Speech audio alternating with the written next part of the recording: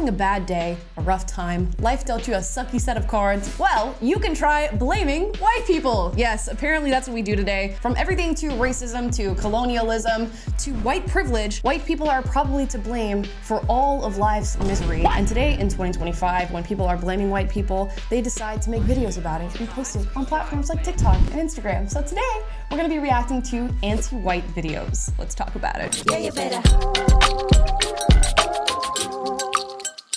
Yeah, you better.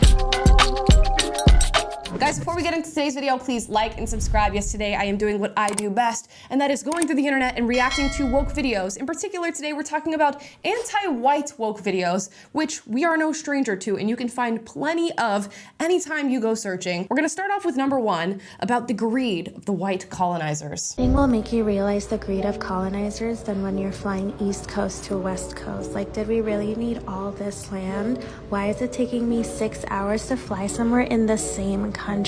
Surely we didn't need all of this. Like, we could have stopped at Ohio, or we could have just not.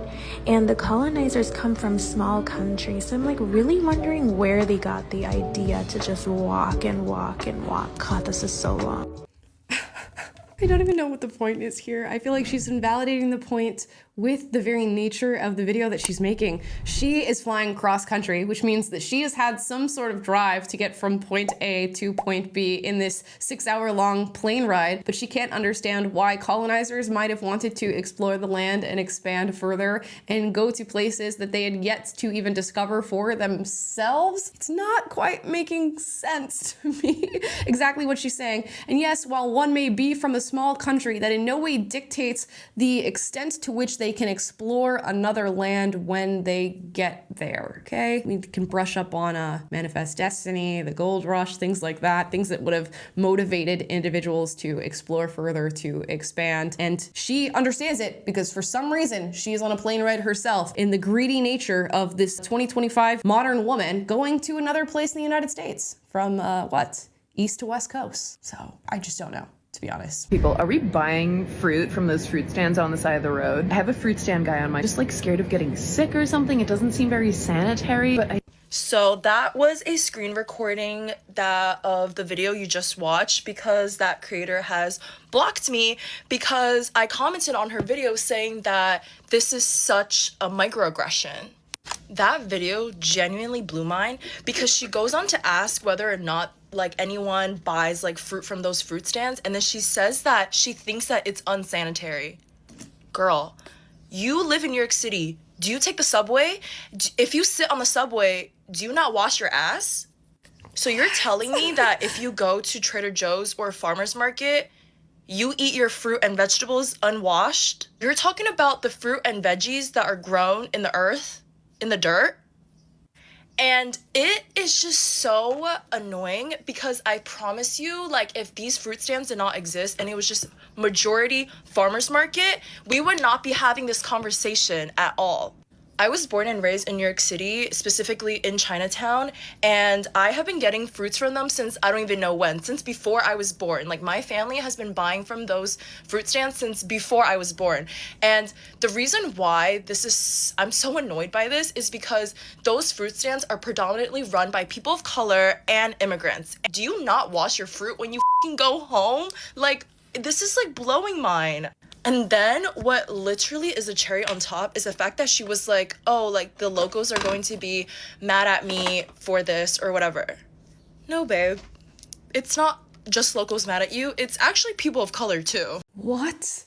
And that got 250,000 likes on it. Maybe I'm not filled in on something. I live in Los Angeles. When somebody's talking about a fruit stand for me, of course there are the fruit stands where you can actually buy like whole produce. We're talking like mangoes, whole watermelons, yada, yada, yada. But there's also fruit stands all over the place where they have cut fruit. You walk up and you ask the person for specific types of fruit. They cut the fruit right in front of you and they put it in a container and they hand it to you. Now, this fruit is sort of sitting out on some ice, but like in the sun, and maybe there's a little umbrella over the stand. That's what I pictured this young woman talking about and asking whether or not it's sanitary to just walk up to somebody who's sitting outside with all this fruit, who chops it up on the same cutting board they chop up for everybody else, and they put it in a container and they hand it to you. Now, I personally purchase fruit from these fruit stands all the time. But if somebody had a question as to whether or not it's sanitary, I wouldn't really think twice about that. I think it's a pretty valid question to be asking if you're going to be grabbing produce that somebody is making for you and then you're meant to eat right then and there. It's very different from going to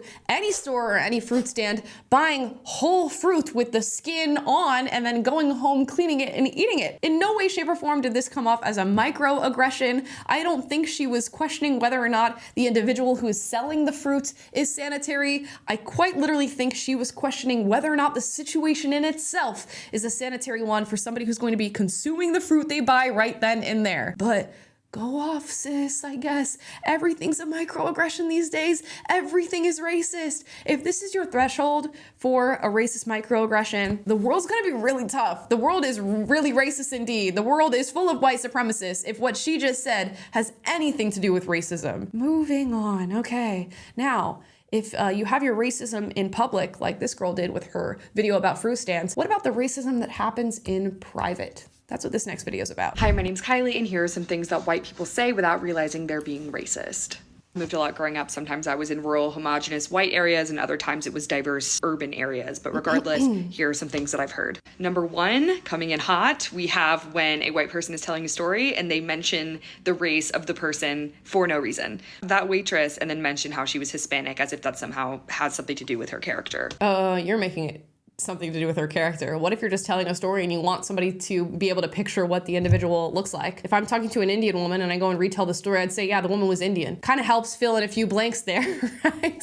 Instead of just thinking of just this random being, maybe we could, you know, put a bit of a face to the name. Okay. Number two, telling a story about someone from a different race and then doing an accent too. Ooh, y'all would hate to see me after I talk to anybody with an accent. Okay. When I went to London and I was talking to all these different Englishmen, English women, I was doing your accent every single time y'all left. When I go to the nail salon and I talk to somebody with a particular accent, I guess most typically Vietnamese accent, best believe I'm doing the accent. And it's not to mock or to make fun. It's just that this is a different accent than my own, and we take on these things. I think oftentimes people, when even speaking to somebody with a distinct accent, they're sort of taking their accent on in their mind. And, you know, a lot of people struggle with just shutting that off and speaking normally. Nothing racist about that. And is your life just no fun? My goodness. People are different, and those differences are cool, and we can celebrate them and use them in storytelling, and it actually helps like paint a picture. I love when somebody's speaking to me and they're telling me a story and they start taking on different accents and voices to fill in the different people that they're speaking about. Nothing racist about it. In fact, I find it quite endearing. But again, go off, sis. Number three. Saying the N-word in rap music or other songs because it's going too fast to skip it. Bro, just don't put the N-word in your songs then. If you don't want people of all races to listen and to sing it. And I say this in particular, Kendrick Lamar. Kendrick, I love you as a rapper, but one time you brought a white girl up on stage to sing one of your songs, and she sang the N-word with you, and then you cut the music and told her she shouldn't do that.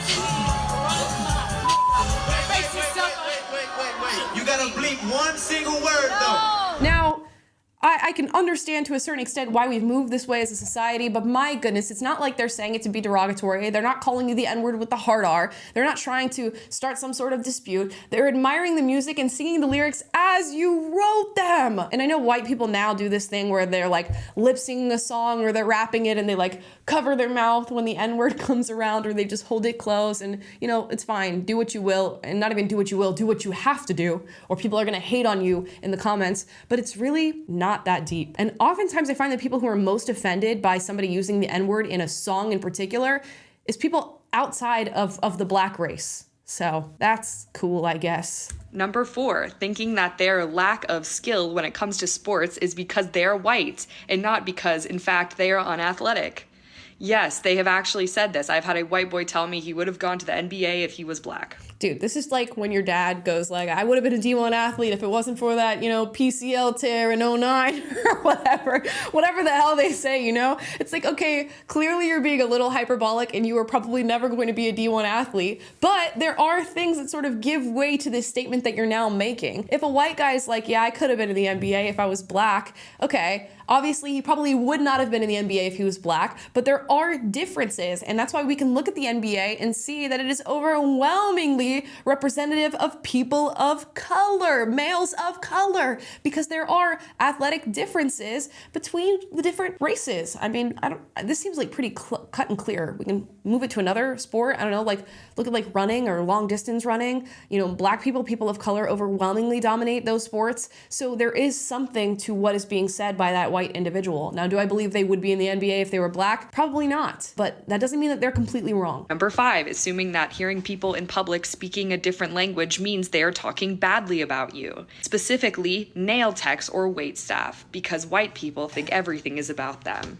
Okay, I've certainly heard people who are not white have this exact same thought when they're in a room full of people who are speaking a different language. I don't think it has anything to do with being racist or any sort of microaggression. I think it has more to do with insecurity and also maybe an evolutionary response that we have to not understanding the situation around us. We are consistently trying to gauge threats and in places where we might need to be protective of ourselves. And while we live in this modern age where everything's cushy and normal and for the most part we're very safe, these things are still, awakened in us in certain scenarios. And when you walk into a room or any place where you cannot understand a single word that's being said, many of us will interpret that as some sort of threat to us or a possible threat to us. And that could be our insecurity speaking. It could also be our survival instincts speaking. Now, should we walk around assuming that people are speaking a different language because they want to speak about us? No, and that's not something that I do, but I know there are people who have those thoughts. It doesn't make them racist. At the very, worst, it makes them a little insecure and maybe a little self-centered. All right, that's okay. This next one is titled, "This Made Me Rethink White Privilege." Yesterday, my son was playing football at school with some white kids and some black kids, and one of the black kids missed a catch. And one of the white kids said out loud, "Well, I bet if it was a certain type of food," I'm not going to say it, you know what I mean, "he would have caught it." Okay, you know what? You know what I'm gonna call this guy out for? Just say the food, okay? Because now you're making me racist, okay? When you don't just say the thing that was said, now I have to fill in. What was it? Was it fried chicken? Was it watermelon? Was it, purple Kool-Aid? Now I'm the racist because I'm going through all the different things that this could have possibly been. Instead of you just telling me that it was fried chicken or watermelon. Let's just be honest. Tell the story as it happened. And my son got in the car with my wife to go home and asked her what that meant. And it breaks my heart that we continue and will always have to continue to talk about these things with our kids. And it's so important that we do, but it's so sad. Racism, microaggressions, homophobia, humanity, how we treat people. And this stuff is right in front of their face on the football field, in elementary school, good neighborhood. It doesn't matter. It's everywhere. And it made me think about white privilege. And it made me think about the fact that I think I've had it wrong. This whole time I've thought white privilege was about money, and it was about getting into college and getting jobs. And it is those things. But what I don't think I really understood was that white privilege was going through my entire life, never having to know what that kid felt like. What? What are you talking about? Even in this specific scenario, I could do one of these scenarios for every single race and it would have nothing to do with white privilege. In fact, I will do it for you right now. For a black kid, if that would have been fried chicken, you'd have caught it. Boom, roasted. Mexican, if that would have been a taco, you'd have caught it. Boom, roasted. Asian, if that would have been a bowl of white rice, you'd have caught it. Boom, roasted. White person, if that had been an unseasoned chicken breast that's overcooked, you'd have caught it. Boom, roasted. So it has nothing to do with white privilege. We can track down certain stereotypes that we throw around to people, especially when we're kids, all the time. Now, is it particularly nice? No. Should we have a sit down and talk to with those kids about talking to other people in that way and making jokes like that, specifically when they're making people uncomfortable? Probably, yeah, we should have that conversation. But to make it a much deeper thing of like, they hate this black kid or they're exercising their white privilege over this black kid, you're doing a little bit too much. For we will all experience this to some extent or another. Now, this guy may have floated through life not experiencing a single thing that he just mentioned in that video, and good for him, but that does not mean it doesn't exist for white people, and that this is some sort of privilege that they exercise over this black child who got, let's be honest, a pretty minor joke about catching a ball out on the field. Again, if this is the worst that we're experiencing as far as microaggressions and racism, we are doing pretty well as a society. Now, this next video is actually made by a leftist who says this is why we lost, and this is in regard to the last election, so I'm very curious to see what pops up here. This is why we lost. Part 2. Trust black women, they lead the way. Trust black women, they lead the way. White women, stop abandoning your sisters. Trust black women, they lead the way. Oh, we're mad as hell. Oh, can't you tell? Oh, we're mad as hell. Can't you tell? We dissent, you f***ing bastards. Oh, we're mad as hell. Can't you tell? Thank you. Okay, we should have trusted a black woman with the rhythm of that song because, woo! We should have got a conductor and a black one with that one. Okay, I don't know what to say about this. They're doing the whole anti-white thing. At least they think they're the allies in this scenario, and that it's still their fault, but at least they're trying to trust black women. I don't know what this means, guys. Not all black women are to be trusted, okay? Not all white women are to be trusted or to be distrusted. We are all individuals capable of good and bad at any given moment on any given day, and we should trust the individuals that prove to us that they deserve to be trusted.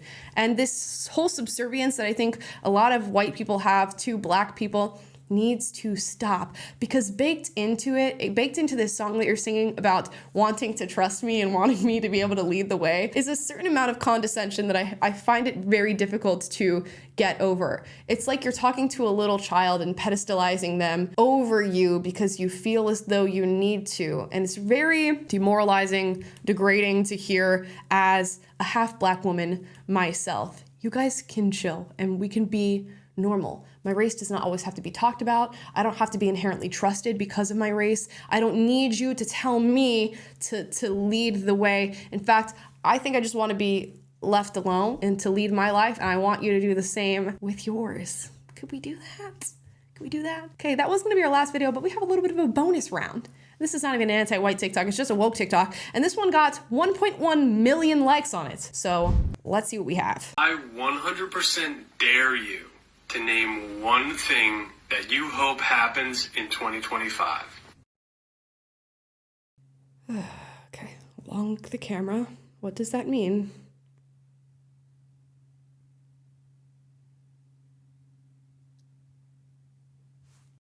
Okay, that made me feel weird, but I'm gonna read the comments. There's 45,000 comments. Okay, the fact that everyone knows what he means is proof that America is done. Either I'm a mind reader or we're just all thinking it. Same, publicly, on camera. Bro, I'm not picky either. A plane, a train, a fillet of fish, a golf ball, Mario's brother, a car. I don't care how it happens, it just needs to happen. And the last one, humanity has evolved and we can now all speak using telepathy. Okay, in case you guys didn't get what that guy was saying with his eyes. He's saying he wants Donald Trump to be assassinated or murdered, you know, killed in any way, shape, or form. Could be an accident, who knows. That's what everybody is saying in the comments. And the fact that these comments have hundreds of thousands of likes collectively, you know, this video itself has 1.1 million likes on it and 46,000 comments should tell you everything you need to know about where we are as a country right now. And I've got to be honest, I'm looking around my life since this man was elected. Not all that much has changed. We're chilling for the most part. You know, some hiccups here and there, some wins here and there. Nothing in me wants to call for the assassination or murder of anybody, let alone the sitting president of the United States. And had I not won this election, I would also not be calling for the assassination, murder, death of the sitting president of the United States. You guys are weird, and I say that about all 1.1 million of you. What a tough time to be alive, guys. But hopefully, we're finding community in looking at these videos, reacting to them, and giving our response. There will be way more to come because, as I said, these never stop being made. And today we focused on anti-white TikToks, but there's going to be many other topics we could focus on. Drop some that you want us to tackle in the comments down below, and I will check them out. Guys, make sure to leave your thoughts on every single one of these videos in the comments down below. If you disagree with anything I've said in this video, duke it out, but do so respectfully. I encourage healthy debate on this channel. And if you like this video, like, subscribe, click the notification bell to be notified every single time I post a video for you guys, which is every day. And I will see you guys tomorrow. Bye, guys. Yeah, you better. Yeah, you better.